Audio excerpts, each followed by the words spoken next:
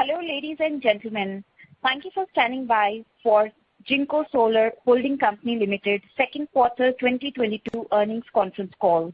At this time, all participants are in listen-only mode. After management's prepared remarks, there will be a question and answer session. As a reminder, today's conference call is being recorded. I would like to now turn the meeting over to your host for today's call, to Ms. Stella Wan, JinkoSolar's Investor Relations. Please proceed, Stella. Over to you. Thank you, operator. Thank you everyone for joining us today for JinkoSolar's second quarter 2022 earnings conference call. The company's results were released early today and available on the company's IR website at www.jinkosolar.com, as well as on newswire services. We have also provided a supplemental presentation for today's earnings call, which can also be found on the IR website. On the call today from JinkoSolar are Mr. Li Xiande, Chairman of the Board of Directors and Chief Executive Officer of JinkoSolar Holding Company Limited, Mr. Zheng Miao, Chief Marketing Officer of JinkoSolar Company Limited, Mr. Pan Li, Chief Financial Officer of JinkoSolar Holding Company Limited, and Mr. Charlie Cao, Chief Financial Officer of JinkoSolar Company Limited. Mr. Li will discuss JinkoSolar's business operations and company highlights, followed by Mr. Miao, who will talk about the sales and marketing, and then Mr. Pan Li, who will go through the financials. They will all be available to answer your questions during the Q&A session that follows. Please note that today's discussion will contain forward-looking statements made under the Safe Harbor provisions of the U.S. Private Securities Litigation Reform Act of 1995. Forward-looking statements involve inherent risks and uncertainties. As such, our future results may be materially different from the views expressed today. Further information regarding this and other risks is included in JinkoSolar's public filings with the Securities and Exchange Commission. JinkoSolar does not assume any obligation to update any forward-looking statements except as required under the applicable law. It's now my pleasure to introduce Mr. Li Xiande, Chairman and CEO of JinkoSolar Holding. Mr. Li will speak in Mandarin, and I will translate his comments into English. Please go ahead, Mr. Li. 二季度总出货量约 10.5 个 吉瓦， 组件出货量约 10.2 个 吉瓦， 环比增长约 26.8%， 总营收约 28.1 亿美金， 环比增长约 27.6%。 上游成本不断攀升的背景下，我们通过技术进步和工艺改进降低内部可控的成本，部分对冲上游的高成本对于公司的盈利的影响。 毛利率为 14.7%， 环比一季度基本持平，扣除可转债和期权费用的影响，经调整净利润为 5500万美金， 环比一季度小幅改善。 We had a good quarter under difficult market conditions. Total solar shipments in the second quarter were 10.5 gigawatts. Module shipments in the second quarter were 10.2 gigawatts, up roughly 27% sequentially, and the total revenues were $2.81 billion, up 27.6% sequentially. These upstream costs continue to rise.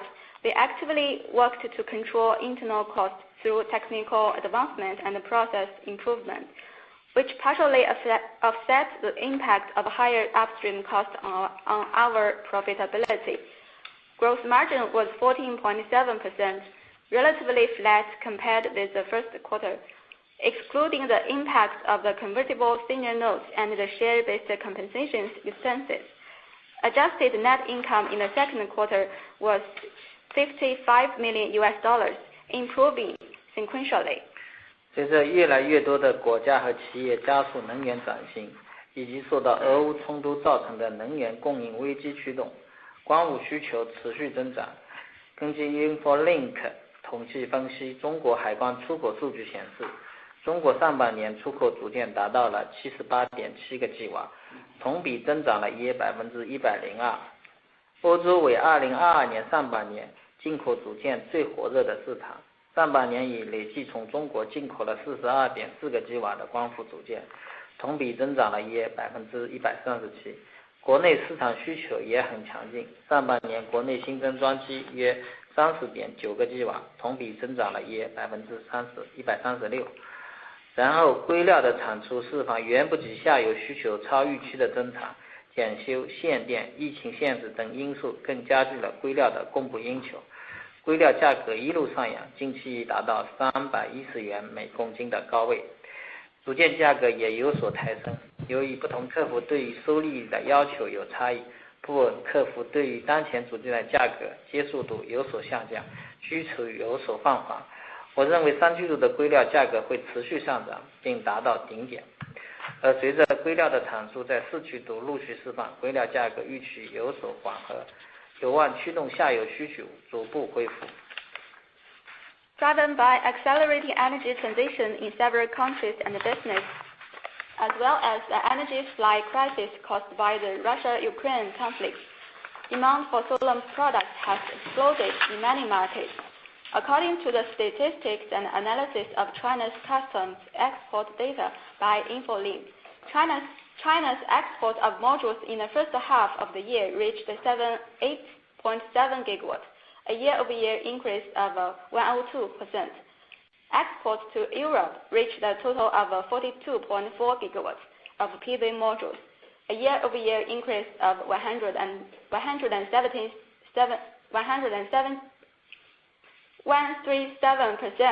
Demand in the China market was also strong. During the first half, solar PV installations in China reached 30.9 gigawatts, a year-over-year increase of 136%. Given this better than expected growth in demand, released polysilicon production came up short and was further aggravated by annual maintenance programs and power rationing and anti-pandemic restrictions in certain regions of China. As a result, polysilicon prices rose continuously and reached a recent high of RMB 310 per kilogram, sending module prices higher. Regular discussions with our clients indicated that some of them found higher module prices to negatively affect project yields, and as a result, some demand slowed down. We believe polysilicon prices will continue to increase and reach their peak in the third quarter. Then, as polysilicon production ramps up in the fourth quarter, polysilicon price increases are expected to moderate, driving a recovery of downstream demand. 近期，四川省发布了限电政策，我们在四川的制造工厂的生产暂时受到影响。由于四川限电政策的持续时间以及我们的四川产能恢复满场运行的时间具备不确定性，预计会对公司2022年的经营业绩产生一定影响。我们积极采取多种措施来降低限电对公司生产经营的影响，包括协调其他资源供应保障、与当地的政府积极沟通等。同时，我们灵活调整组件的生产和出货计划，尽最大的努力满足对客户的交付。Recently, the local government of Sichuan province has imposed province-wide power rationing measures, and the production capacity of our manufacturing facilities in Sichuan province has been temporarily affected. We are currently unable to evaluate the extent to which our business operation and financial performance for full year 2022 will be affected by the power rationing measures in Sichuan province, as it remains uncertain how long the power rationing measures will persist and when our Sichuan manufacturing facilities can resume full production.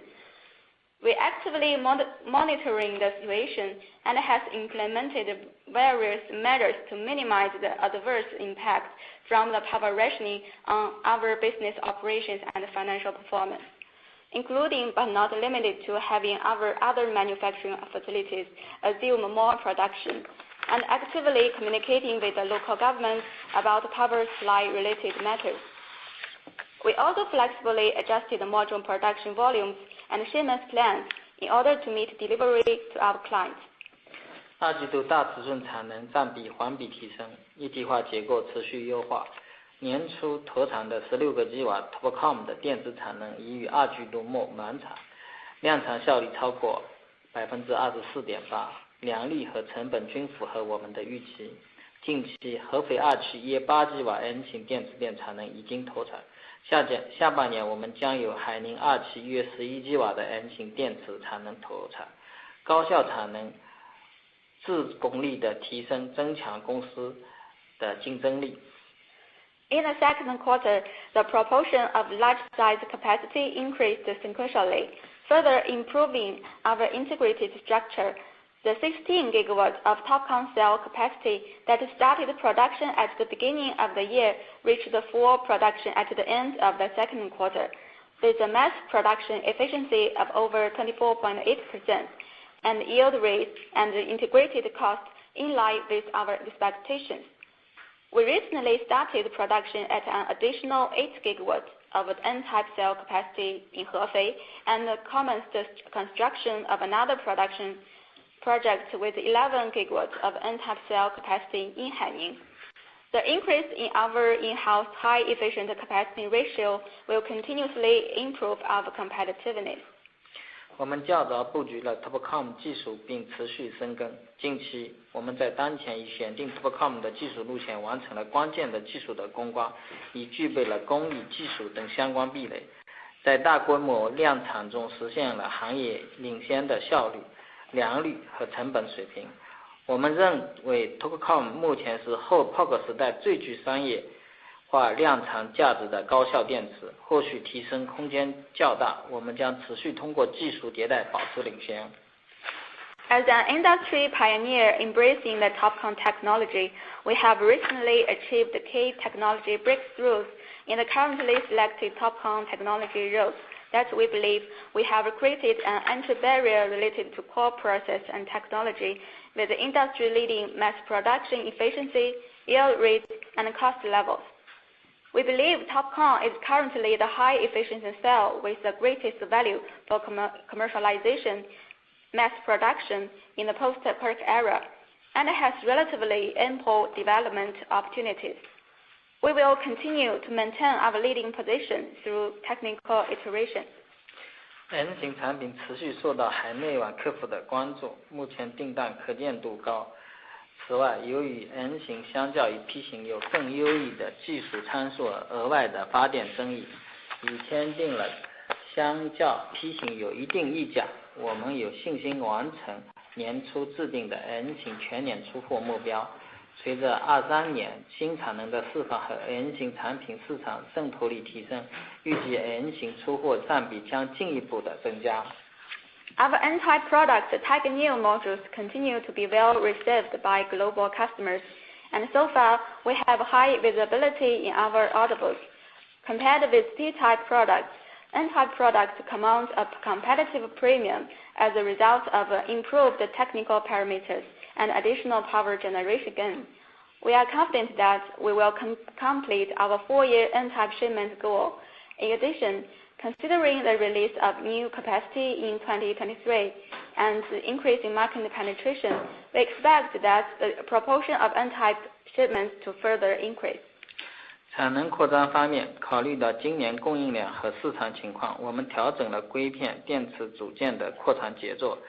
到年底，单晶硅片电池组件的产能预计分别达到60吉瓦、55吉瓦和65吉瓦。In view of the current and expected supply chain and market conditions, we have adjusted our capacity expansion pace for wafer, cell, and modules for the rest of this year. And as a result, we are currently expecting the annual production capacity for mono wafers, cells, and modules to reach 60, 55, and 65 gigawatts respectively by the end of 2022. 话题交给接纳之前，我来介绍一下业绩指引。2022年第3季度公司的总出货量在9到10个吉瓦之间，维持全年35到40吉瓦的出货指引不变。Before turning over to Gina, I would like to go over our guidance for the third quarter of 2022. We expected that the total shipments to be in the range of 9 to 10 gigawatts for the third quarter this year, and we reiterate our total shipments of 35 to 40 gigawatts for the full year of 2022. Thank you, Ms. Li. Total solar shipments in second quarter were 10.5 gigawatts, of which over 97% were module shipments, up nearly 27% quarter-over-quarter and double year-over-year.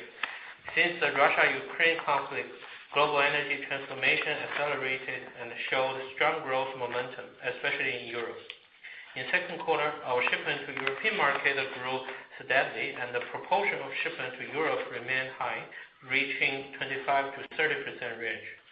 In China, the distributed generation business demonstrated strong momentum. Newly added installation in China in the first half grew remarkably by 136% year-over-year. In second quarter, our shipment to the Chinese market grew exponentially year-over-year, more than doubling sequentially. Our shipments to emerging market also registered stable sequential growth. While demand was strong, we also noticed some potential challenges.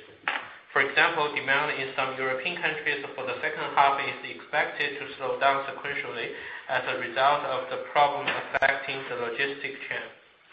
And some of our domestic clients are waiting to fully access the impact from the continuous rise in supply chain costs.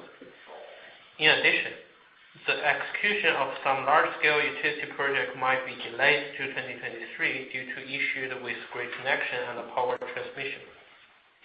Taking these challenges into consideration, we have been adjusting our geographic mix as well as our sales and contract signing strategy, while keeping in close communication with our clients. So far, both our contract signing and the execution are maintained at a satisfactory level. In U.S. market, tightened supply chain tracking should dampen demand in the short term. In the long run, with President Biden's executive order to spur clean energy manufacturing and the recently passed the Inflation Reduction Act of 2022, which include $369 billion in climate and energy-related funding, we expect the demand to remain positive. In order to improve our resilience to risks, we will continue to closely monitor market and policy developments, adjust the production and marketing strategies accordingly, and further strengthen our overseas supply chain and the global sales and marketing network. The proportion of large-size product shipments gradually increased to nearly 90% in the second quarter, further optimizing our product structure. Shipments through distribution channels where growth in demand is strong accounted for nearly 50%, with shipment through distribution channels in European and some APAC markets accounting for more than half. Tiger Neo modules continued to be acclaimed by clients all over the world, with high order book visibility and pricing premium in line with our expectations. We estimate that Tiger Neo shipment for the full year of 2022 will reach approximately 10 gigawatts. The transformation to clean energy is now an irresistible trend, and with the need for energy security, global PV demand is expected to achieve rapid growth this year. Nevertheless, some markets are experiencing temporary pain this year due to the inevitable short-term volatility that comes with rapid growth. As the market continues to adjust, we remain optimistic about global PV development. We will provide a various bill of materials and versions based on Tiger Neo to cater to diversified client needs in different countries. We expect to achieve shipment growth that exceeds market growth, further increasing our competitiveness in global market. With that, I will turn the call over to Pat. Thank you, Jenner. For second quarter of 2022, both solar module shipments and total revenue increased significantly year-over-year. Nevertheless, gross margin relatively flat with first quarter and decreased year-over-year. due primarily to an increase in the material cost of solar modules.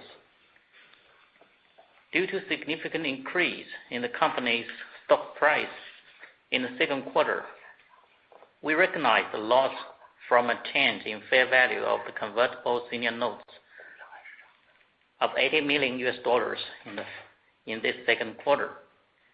Excluding the impact of the convertible senior notes and the share-based compensation expenses, adjusted net income attributable to the JinkoSolar Holding Company Limited ordinary shareholders in the second quarter was $55 million, improving sequentially. Let me go into more details. Total revenue was $2.8 billion, up about 27% sequentially, and a significant increase of 137% year-over-year. Gross margin was 14.7% compared with 15.1% in the first quarter and 17.1% in the second quarter last year. Total operating expenses were $457 million, up 40% sequentially. The increases were mainly attributed to an increase in shipping cost for solar modules, an increase in disposal and impairment loss on property, plant, and equipment, and an increase in the share-based compensation expenses. Total operating expenses accounted for about 16% of total revenues in the second quarter, up from about 15% in the first quarter and 13% in the second quarter last year. EBITDA was $186 million, compared with $126 million in the first quarter this year. Excluding the impact from a change in fair value of the notes and the share-based compensation expenses, the adjusted net income attributed to the JinkoSolar Holding Company Limited ordinary shareholders was $55 million, improving sequentially. Due to the continued appreciation of the US dollar against the RMB, we realized a net foreign exchange gain, including change in fair value of foreign exchange derivatives, of approximately $34 million in the second quarter this year, compared with a net gain of $12 million in the first quarter. Moving on to the balance sheet. At the end of the second quarter, the company had cash and cash equivalents of $2.15 billion, slightly down from $2.66 billion at the end of the first quarter and up from $1 billion at the end of the second quarter last year. AR turnover days were 69 days in the second quarter, compared with 66 days in the first quarter. Inventory turnover days were 104 days in the second quarter, compared with 117 days in the first quarter.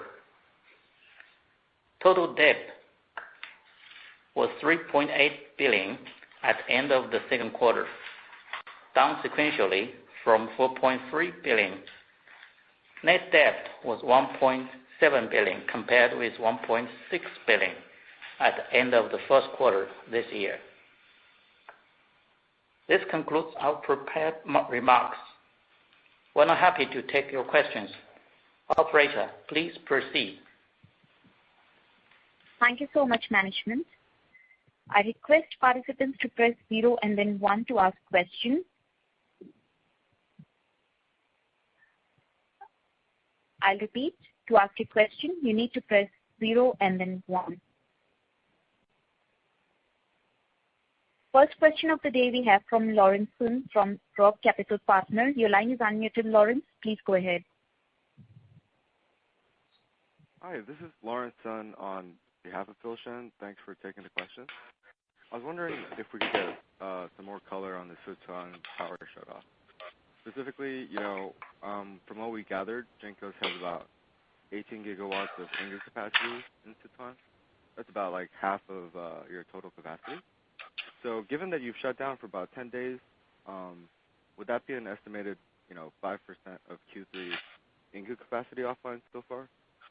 Thanks. Yeah, I think you are talking about the impact from the China's Sichuan province, the power cuts, the impact, right, for the production and from our factories for the wafers, and it's a pervasive impact, right, for the Sichuan province, which is because of the drought induced, the power cuts, and it did have, I think, the 10 days to 15 days, impact for our wafer capacities, and which is roughly 25 gigawatts, and 25 gigawatts for annual capacities. So converting to monthly production, it's 2 gigawatts a month.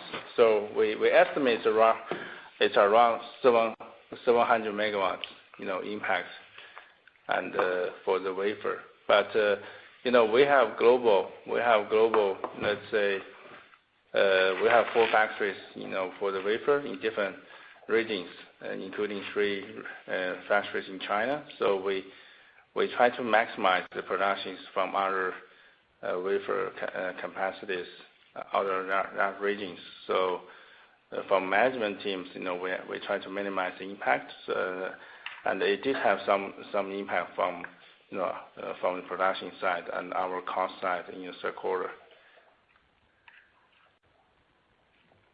Okay, thanks. So thanks for the details.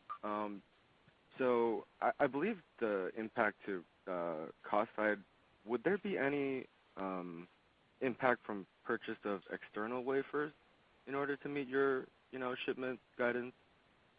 If so, no. I think no, because if you look at our guidance, which is 9 gigawatts to 10 gigawatts, we have taken into the this situation in considerations. So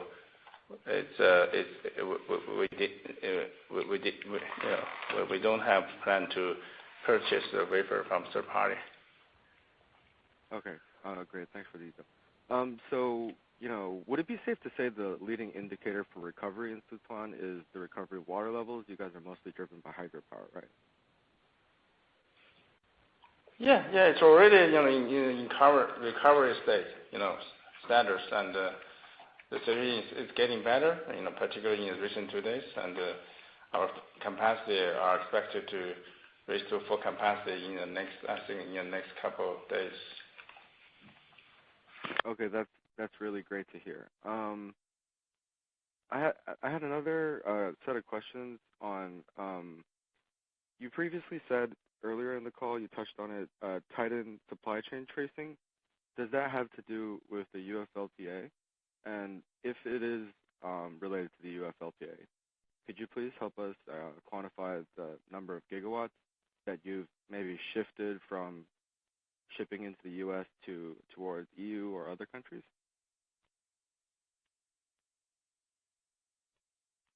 Yeah, I think we're preparing this traceability topic not only for U.S. market, but also for other market as well. We have recent months or quarters, we have intensively get inquiry from different countries or different customer about traceability topic, right?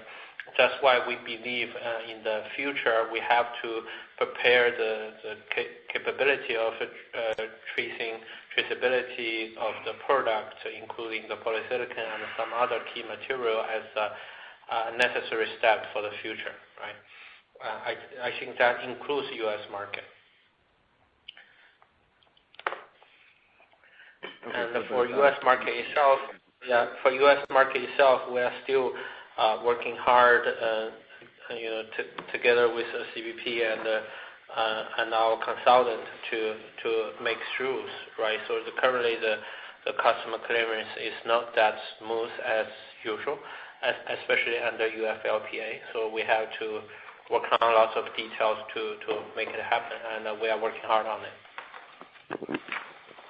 Okay, thanks for the details there.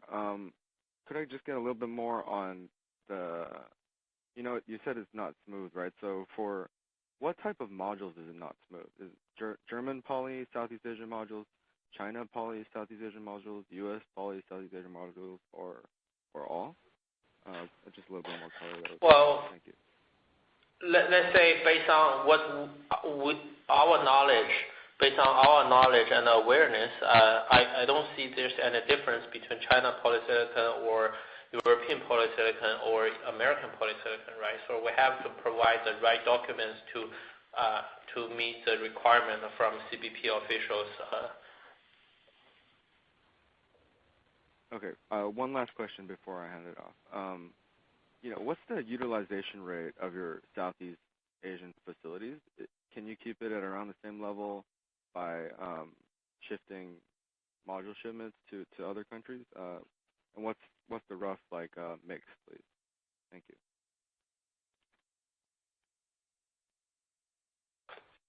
Yeah, obviously, we have to look into the different part across the whole value chain, right? For the upstream wise, like the wafer and cell, I think is in short of supply. There's full of demand, not only for U.S. market but also for the other market, right? And for the module side, since it's targeting the U.S. market, we have to be very careful about the traceabilities. We won't ship or we won't manufacture the product if we cannot guarantee the traceability is in the right place. Okay, thank you. I'll pass it. Thank you. Before taking next question, I'll repeat. If you wish to ask a question, you need to press 0 and then 1. Next we have Alan from Jefferies. Your line is unmuted, Alan. Please go ahead. Thank you, operator, and thanks a lot, management, for taking my question. So my first question is about what is the expectation or the current situation of the TOPCon products, and what is the premium out there? Like, is it 1 cent or 1.5 US cents compared to PERC?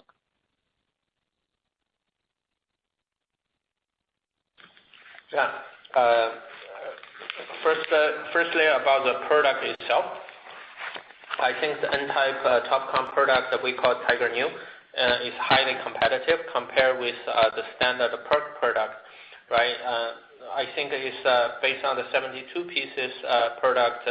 Tiger New is almost 20 watt peak higher than the standard PERC product, which and also together with other good features like the degradation and etc. So definitely it's generating extra benefit for the customer end and bring additional value to the project side or to the installations or solar system.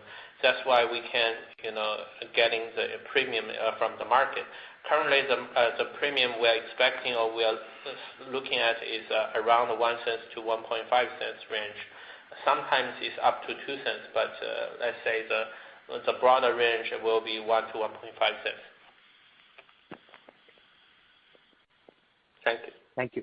Thank you. And so it's actually pretty decent. So when it comes to production cost perspective, so have we already achieved cost parity versus PERC in terms of the production cost of TOPCon? And what is the current yield rate right now?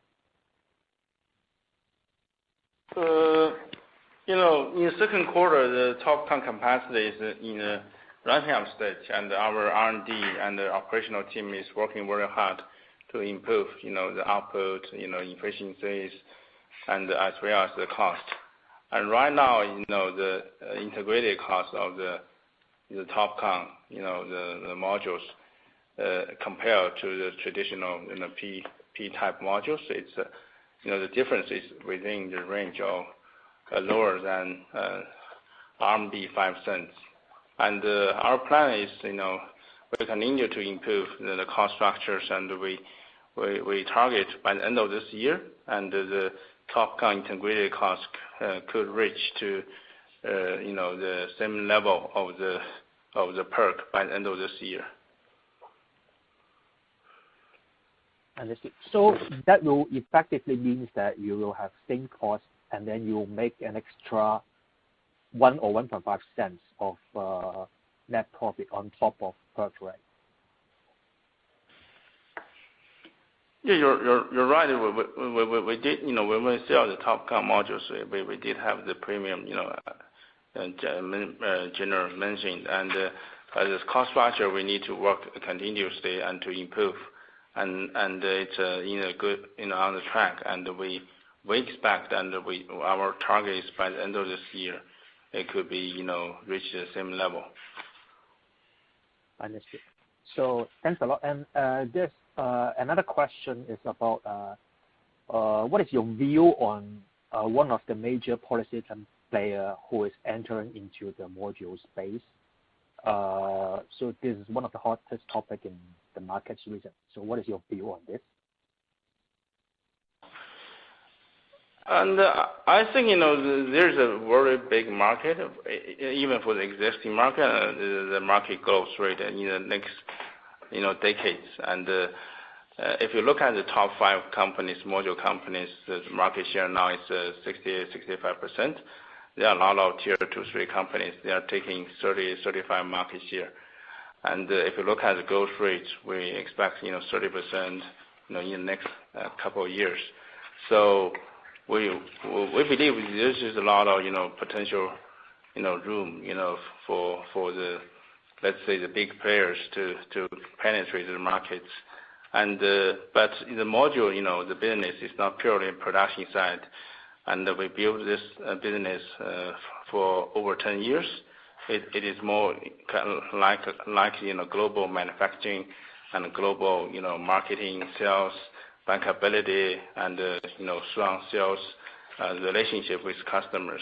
So what we are doing is we continue to solidify our the strong branding, marketing, and the product competitiveness. Thanks a lot. So would also like to know, the management has also mentioned the Inflation Reduction Act in the U.S. And one of the key incentives in the act is, of course, the subsidies on the installation, but also there are a lot of subsidies on building factories in the U.S. So would like to know if JinkoSolar is considering further expansion into U.S. in terms of building factories. Yeah, I think it's a very hot topic, and the IRA, to be effective in the U.S. Starting from next year, and it did provide a lot of subsidies from manufacturing in the U.S.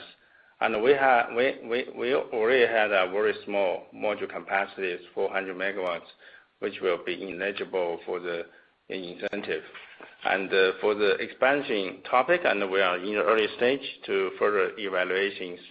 But I think we expect there will be more local, U.S.-based, more local capacities in the next couple of years, given the strong support from the IRA policies. But we are at the early stage of evaluations. Understood. So I think my last question is, what is your outlook on the solar installation in this year and next year, and probably in 2022 through 2025, the global installation, and a brief breakdown if you may provide. Thanks.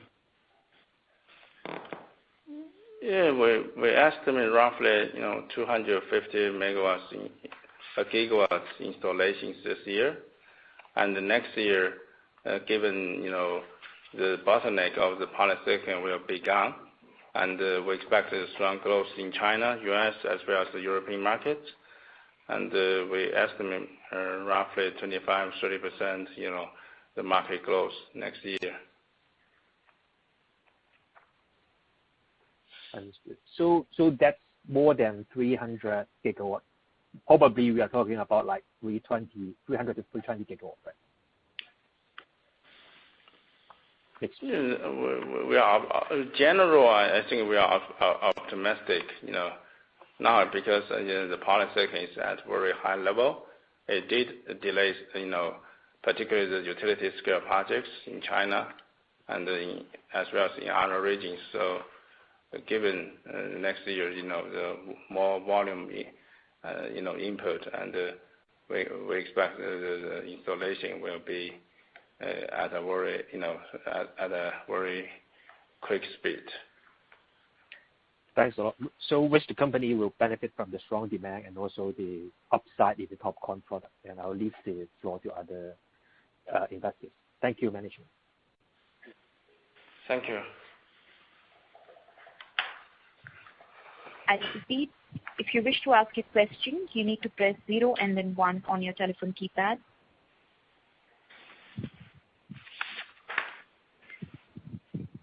Once again, participants, if you have questions, please press 0 and then 1. We have a question from Rajiv Chaudhary from Sansara Capital. Rajiv, your line is unmuted. Please go ahead. Good morning, and thank you for taking my question. Actually, I have a few questions. The first one is just on the model. As I look at the unit shipments that you had in the second quarter and compare them to the unit shipments in the first quarter, it seems that your average price realized per module went down quarter to quarter and quite significantly by almost by about 1 full penny or maybe more than 1 cent. Can you explain why that would be happening in an environment where prices in general were stable or up?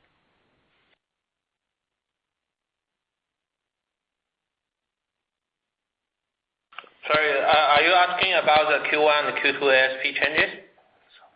Yes. I think according to our data, the Q1 and the Q2 price are pretty, I think, close. So our Q2 average price has a very tiny drop compared with Q1 ASPs. Mainly it's because in some historical orders we have to execute it, which is lower than market price. The rest are pretty normal. So in our view, we believe the quarterly ASP are staying in market condition.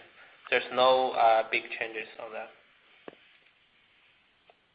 Yeah, I mean, just based on the revenues and the unit shipments, it looked like the average selling price in the first quarter was around 28.4 cents, and the second quarter was around 27.2 cents. So that looked like a pretty decent drop. But you are saying that some of it was because of legacy shipments at a lower price. Are those legacy shipments behind you, or do you? Sorry. No, let me correct you on this. For the revenues, including manufacturers, right? Not only module revenues. Even module revenues are the majority of it, but we still including other parts included in the revenue. That's why you cannot, use the revenue to divide it, the shipment to as ASP. That's not accurate enough. I see. Okay. Second one, I think I think an additional factor is maybe the RMB depreciations and you use the US dollar. There's maybe the flexing as well as second quarter China is taking more portion, but again the ASP is stable and the second quarter is slightly a little bit down, very small. Yeah. Okay, Charlie, I understand. So along the same lines, can you give us some feeling for what the ASP will be in the third quarter and the fourth quarter for the year?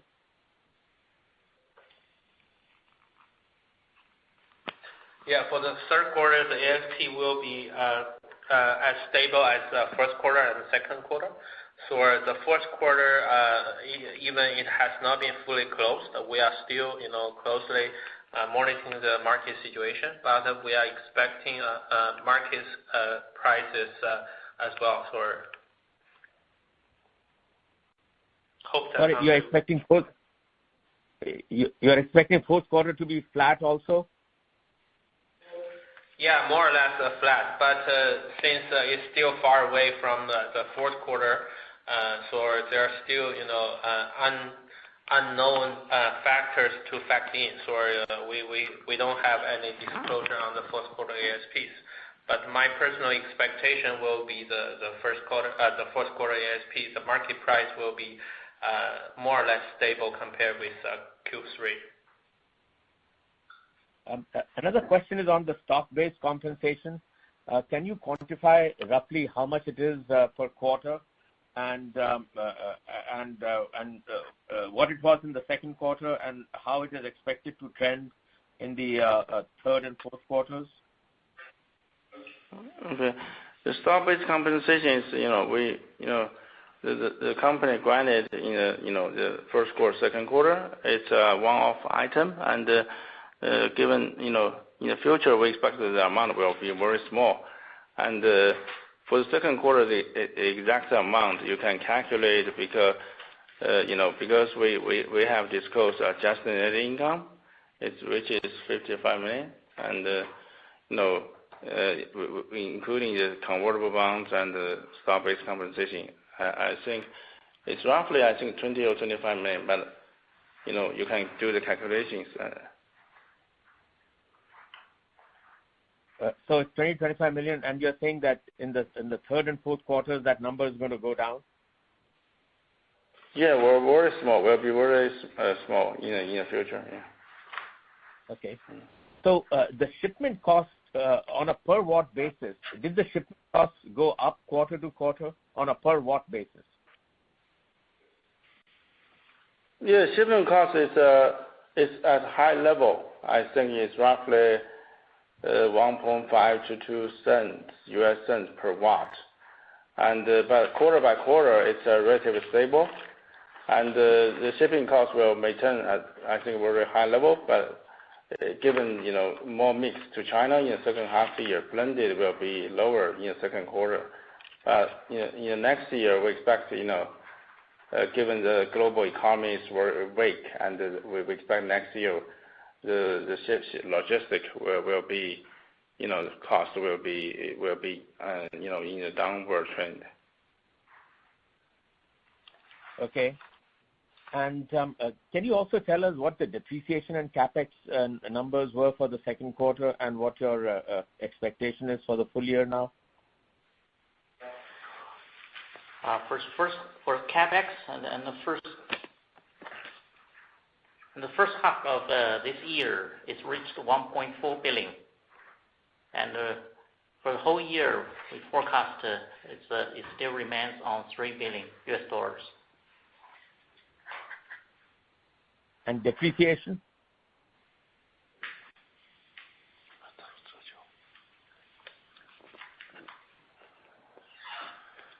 Depreciation, I think it's let's say roughly per watt basis, it's roughly I think per watt basis is 5 to 6 RMB cents per watt. So it's roughly 55 to 60 million RMB for second quarter. Okay. And a final question is on the polysilicon business. As you know, the polysilicon gross margins are right now in excess of 70%, and even though they will come down as prices come down, the expectation is that the polysilicon business will maintain gross margins that are maybe 35 or 40%, much higher than the module business. Canadian Solar has expressed an intention to get into the polysilicon business. Do you have any thoughts about getting into the polysilicon business yourselves? Yeah. Polysilicon, it's a bottleneck in the recent 2 years, but next year, for sure, the supplies were sufficient, and it's in a downward trend. So from the polysilicon side, we don't believe it's a bottleneck for our business in the future. And our supply chain team is doing a partnership, with the leader of the polysilicon producers, and sign the long-term, the polysilicon supply contract. And as well as we, invest as minority, investors, we invest to companies as minority interest, and to strengthen our relationship for the top polysilicon supplier. So we don't have plan, let's say, to do the business of the polysilicon so far. Okay. And my final question is about storage. Can you give us an update on what you are doing in the storage space? What sort of orders and revenues and feedback you are getting from the marketplace? Well, the storage business is still in the early stage. We believe it's not the right timing to talk about it, and we will share our strategy and our plan once it is ready, right? Thank you for your attention. Thank you. Thank you very much. Thank you.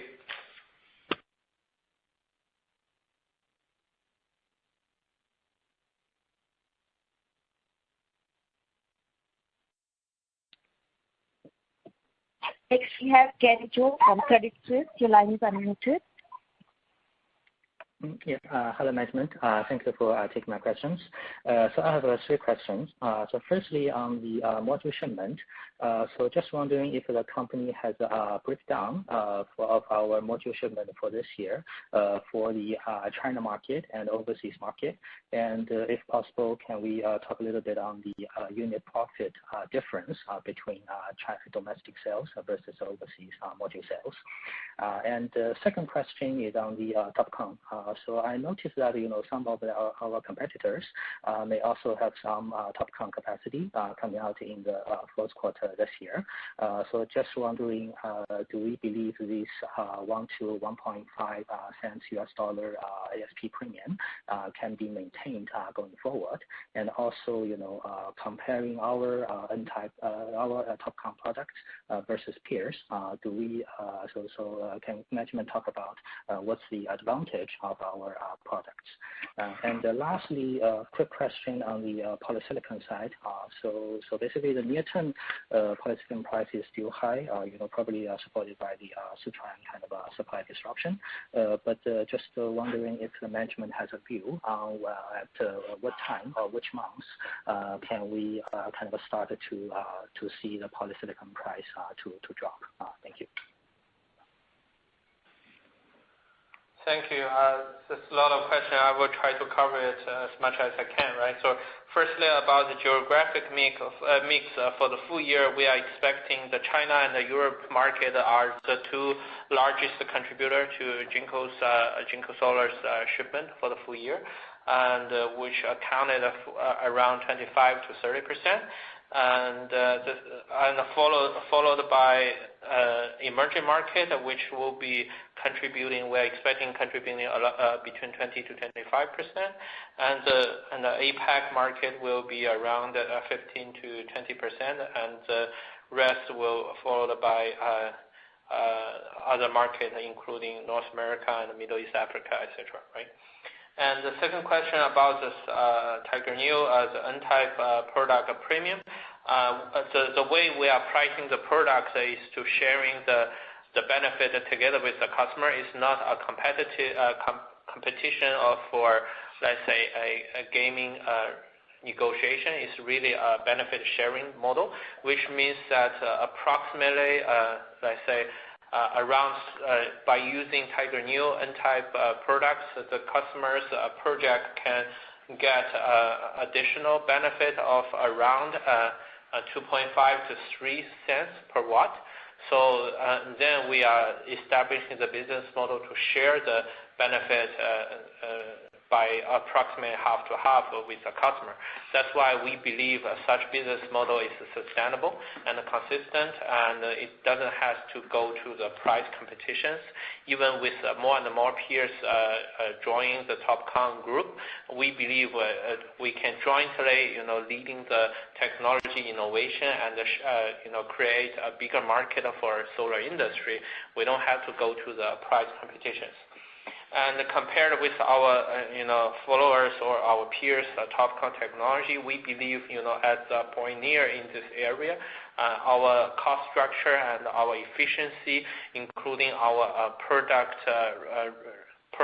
performance, will continue to have a competitive advantage or at least a leading position in this market, and we are so confident on that.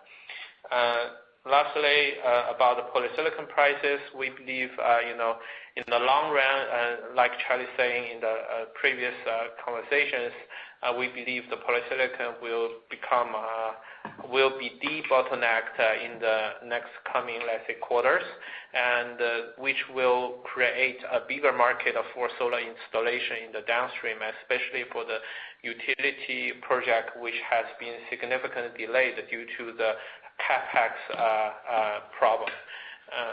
We are having a big hope on that. Hope that answers your question. Yeah, okay. Thank you, management. This is very helpful, and I'll pass on. Thank you. Thank you very much.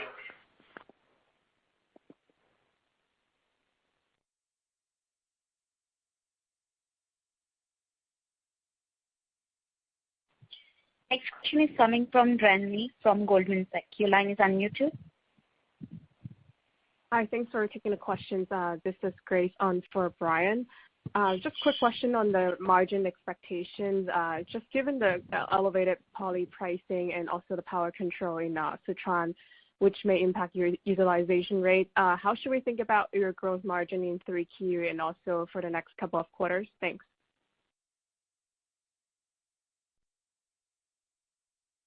Yeah, the gross margin we expect, expansion a little bit, expansion in the next quarters.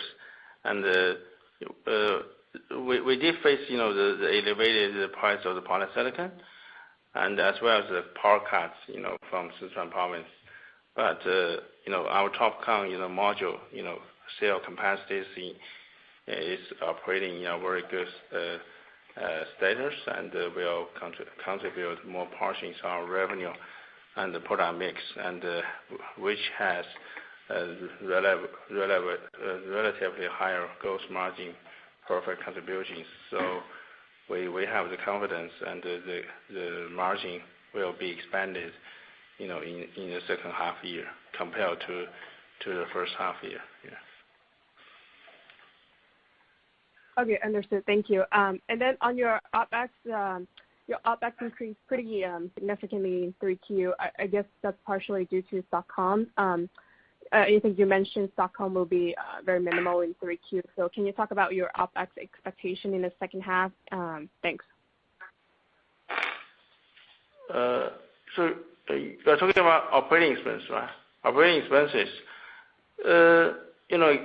Operating expenses, I think, it's given we have more shipments, in the second half year, and compared to first half year, we expect the operating expenses against the revenue will be slightly lower, in the second half year. Okay, thank you. I'll take the rest offline. Thank you. At this time, there are no further questions. So that does conclude our second quarter conference call. You may all disconnect now. Thank you so much all.